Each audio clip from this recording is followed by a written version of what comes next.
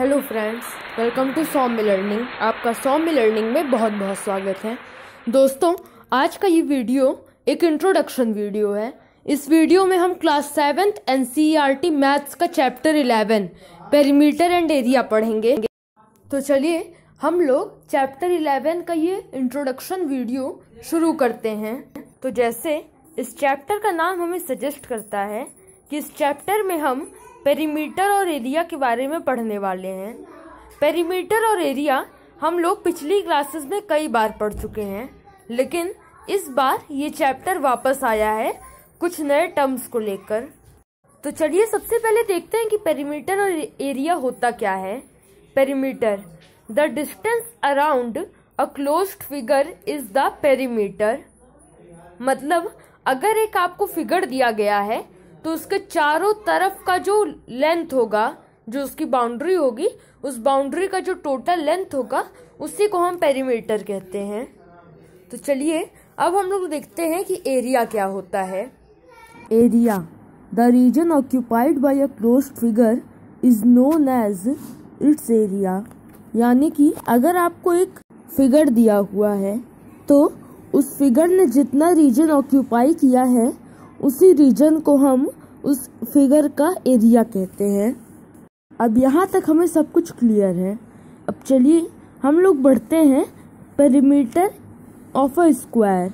यानी कि अगर हमें किसी भी स्क्वायर का एक पेरीमीटर निकालना होगा तो हम लोग कैसे, किस फॉर्मूले से उस पेरीमीटर को निकालेंगे। साथ ही साथ हम लोग रेक्टेंगल के पेरीमीटर के बारे में भी बात करेंगे कि किस फॉर्मूले से हम लोग रेक्टेंगल का पेरीमीटर निकाल सकते हैं।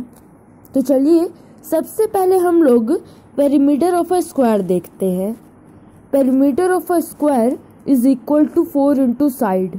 यानी कि अगर आपको एक स्क्वायर दिया गया है तो उस स्क्वायर का जो पेरीमीटर होगा वो होगा 4 इंटू साइड। यानी कि जो स्क्वायर का एक साइड होगा उसे हम 4 से मल्टीप्लाई कर देंगे।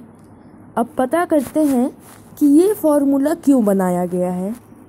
तो मान लीजिए, जैसा कि आप अपने स्क्रीन पर भी देख सकते हैं, एक ABCD स्क्वायर है। इस स्क्वायर का एक साइड 5 सेंटीमीटर है। तो ऑब्वियसली अगर एक साइड 5 सेंटीमीटर है तो सभी साइड 5 सेंटीमीटर होंगे। और एक स्क्वायर में होते कितने साइड हैं? 4 साइड। तो 5 + 5 + 5 + 5 कितने हो जाते हैं? 20 सेंटीमीटर। अगर आप लोग सोच रहे होंगे कि मैंने 5 को 4 टाइम्स प्लस क्यों किया, तो आप लोग देखिए कि मैंने स्क्वायर का AB + BC + CD + D ये साइड प्लस किया है, क्योंकि इसी का जो पूरा सम होगा वही स्क्वायर का पेरीमीटर कहलाता है। तो चलिए फिर से पॉइंट की तरफ आते हैं। तो हमारा पेरीमीटर ऐड करने से निकला है 20 सेंटीमीटर। वहीं अगर हम लोग 4 इंटू साइड वाला फॉर्मूला अपनाएं, यानी कि 4 इंटू 5, क्योंकि साइड का लेंथ 5 सेंटीमीटर है, तो 4 into 5 is equal to 20 centimetre. तो हर तरह से स्क्वायर का पेरीमीटर 20 सेंटीमीटर ही निकल रहा है, इसीलिए इस फॉर्मूले को अपनाया गया है।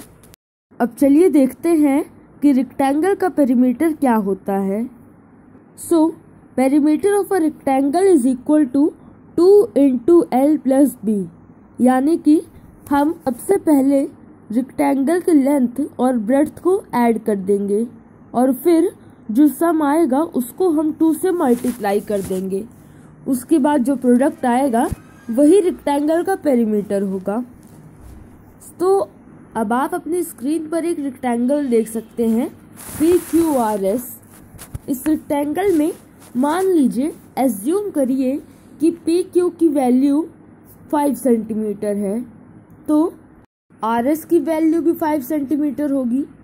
उसी के साथ साथ मान लीजिए QR की वैल्यू 3 सेंटीमीटर है, तो ऑब्वियसली PS की वैल्यू भी 3 सेंटीमीटर होगी।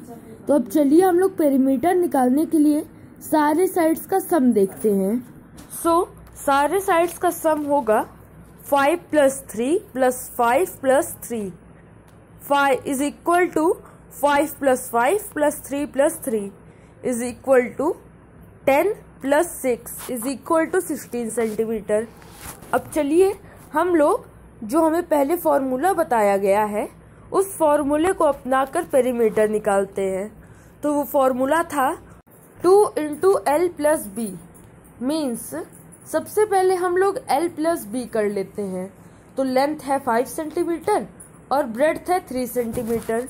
सो 5 प्लस 3 इज इक्वल टू 8। अब हम लोग ब्रैकेट के बाहर देखते हैं कि क्या है। ब्रैकेट के बाहर 2 है, तो अब हम लोग 8 को 2 से मल्टीप्लाई कर देंगे तो हमारा आंसर आएगा 16 सेंटीमीटर। तो हम ये देख रहे हैं कि पेरीमीटर ऑफ रेक्टेंगल भी हमें सही आंसर दे रहा है, इसीलिए इन फॉर्मूलाज को इफेक्टिव पाया गया। तो अब चलिए चलते हैं हम लोग एरिया के सेक्शन की तरफ। तो सबसे पहले हम लोग पता करेंगे कि एक स्क्वायर का एरिया क्या होता है। So area of a square is equal to side into side is equal to side square, यानी कि साइड स्क्वायर होता है एक स्क्वायर का एरिया। मान लीजिए एक बार फिर से कि आपको ABCD ये स्क्वायर दिया गया है और जिसमें सारी साइड्स 5 सेंटीमीटर हैं। तो अगर हम लोग 5 इंटू 5 करेंगे यानी कि 5 स्क्वायर, तो हमारा आंसर आएगा 25 सेंटीमीटर स्क्वायर। सो 25 सेंटीमीटर स्क्वायर 5 सेंटीमीटर के एक स्क्वायर का एरिया होगा, यानी कि इस स्क्वायर ने 25 सेंटीमीटर स्क्वायर रीजन ऑक्यूपाई किया है। अब चलिए हम लोग देखते हैं कि एक रेक्टेंगल का एरिया क्या होता है। So area of a rectangle is equal to L into B, यानी कि हम लोग लेंथ और ब्रेड्थ को आपस में मल्टीप्लाई कर देते हैं और उसका जो प्रोडक्ट आता है वही उस रेक्टेंगल का एरिया होता है। अब चलिए इसको हम लोग एक एग्जांपल से समझते हैं। कंसीडर अ रेक्टेंगल PQRS जिसमें PQ की वैल्यू या लेंथ 5 सेंटीमीटर है और वहीं QR का वैल्यू या लेंथ 3 सेंटीमीटर है। तो हम लोग लेंथ और ब्रेड्थ यानी कि 5 और 3 को मल्टीप्लाई कर देंगे। 5 into 3 is equal to 15 centimetre square. So उस रेक्टेंगल ने 15 सेंटीमीटर स्क्वायर का रीजन ऑक्यूपाई किया था। तो दोस्तों आज के इस वीडियो में बस इतना ही। हम लोग मिलते हैं अगले वीडियो में इस चैप्टर के एक नए टॉपिक के साथ। तब तक thank you, bye bye, take care.